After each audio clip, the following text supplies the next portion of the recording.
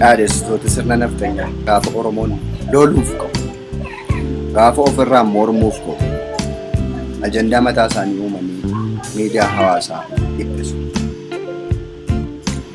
Yaadatti yoo ta'e kanaan dura sababa intarneetiin cufamuu irratti mormiin yuunivarsiitiilee garaagaraa keessatti yeroo ka'utti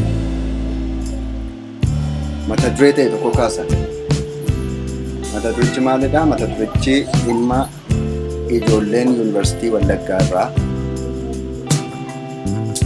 butamtee jirti kan jedhudha.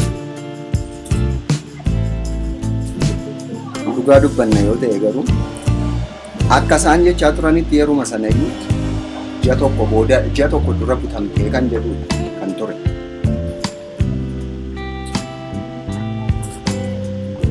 Egaa ji'a tokkoon sana guutuu callisanii ta'anii Oromoon dhimma mirga isaatiif yeroo inni falmatutti achi as miidiyaa hawaasaatti ba'uun dhuguma yoo namoonni sun butaman illee namoota butaman sanaaf yaadaniiti moo falmii Oromoon mirga isaaf falmachuuf godhu ukkaamsuuf gocha isaan godhan. Ammas immoo irra deebiidhaan ajjechaa jumlaan uummata Oromoo Wallaggaa jiran irratti ta'e yeroo akkuma isaatti achi jedhee as jedhee miidiyaa hawaasaa argatutti immoo ammas hojii godhu jedhanii waa'ee namoota 17 butaman.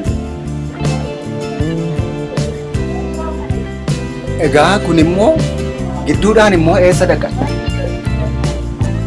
Amma yeroo uummati Oromoo mormuuf ka'utti, yeroo uummati Oromoo sooshaal miidiyaa fayyadamee mormii jalqabutti kan ani achi as baase maal?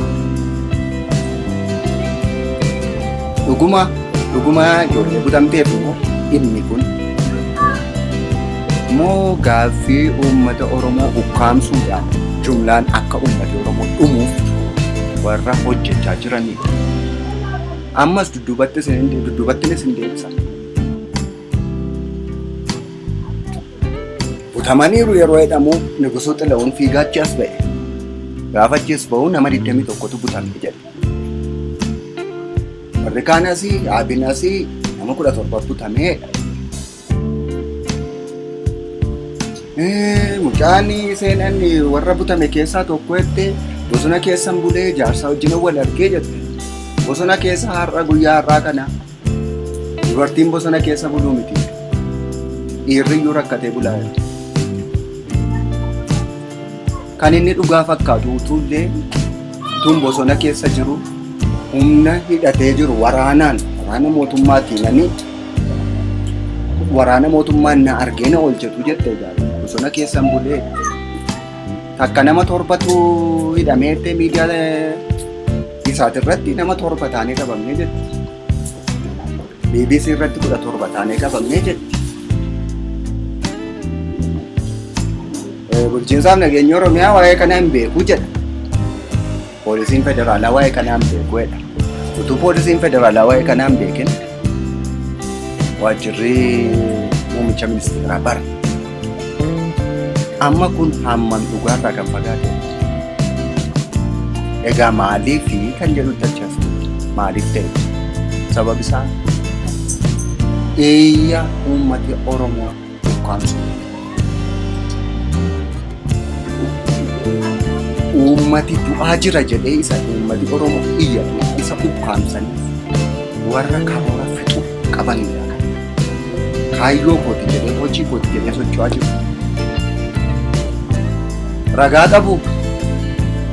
Ragaa akkamii qabu eessaa fuudha? Haati keenya abbaan keenya achitti du'eef jiraasaa iyyuu ragaa akkatti argannudhaan ni rakkachaa jirra. Neetwoorkiin bilbila dabalateeti kan inni badee jiru. Odeeffannoon akka meeqatti rakkateeti kan inni dhufee as. Mootummaan waraana achi jirutti dabalataanii poolisii liyyuu haayilii leenjisee asii gadi erge isa ukkaamsuudha. Poolisii liyyuu haayiliin kun immoo maal hojjechaa jira? Uummati iyyachaa jira. Uummati maraachaa jira. Maal jedha? safuudhumallee hin beekanii jaarsaaf jaartii qixaayu, jaarsaaf jaartii reebu. Warri kun immoo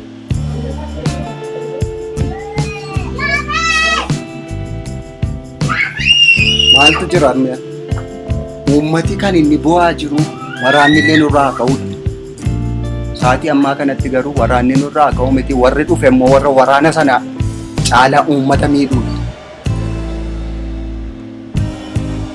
Maraachaa jira uummati. Karatti iyyatu dhabee, namatti iyyatu dhabee rakkachaa jira uummati. Uummati isaatiitti amma poostaa walii erguu irra ga'eera. Birrii illee gara poostaatiin sadarkaatti walii erguu irra ga'eera uummati. Odeeffannoon ukkaanfame. Akka addunyaan rakkina kana immoo dhugaa moo dhugaa miti jedhee bira hin geenyeef immoo warri hojii nafxanyaa galmaan gahachuu barbaadan, warri nafxanyaa boolla keessaa, sirna nafxanyaa boolla keessaa baasuu barbaadan immoo hojii kootedhanii miidiyaa hawaasaa irra ta'anii jiru. Kanaaf Oromoon kan inni qabu ofiisaa duwwaadha. Oromoon kan inni gochuu qabu walii isaa malee qaamni biraan na deeggara jedhee abdii godhachuu hin qabu. Yeroo ammaa kana biraan waanta hin jiru. Namoota dhuunfaarraa ija isaa kaasuu qaba Oromoo. Namni dhuunfaa tokko dhimma tokko cimsee hin dubbanne sababa ta'eef Oromoon callisee taa'uu hin qabu. Oromoon kan inni gochuu qabu bakka jirutti dhimma saba isaatiif quuqamuu qaba. Quuqama isaa kana ibsachuu qaba. Uummatichaaf dhaabachuu qaba.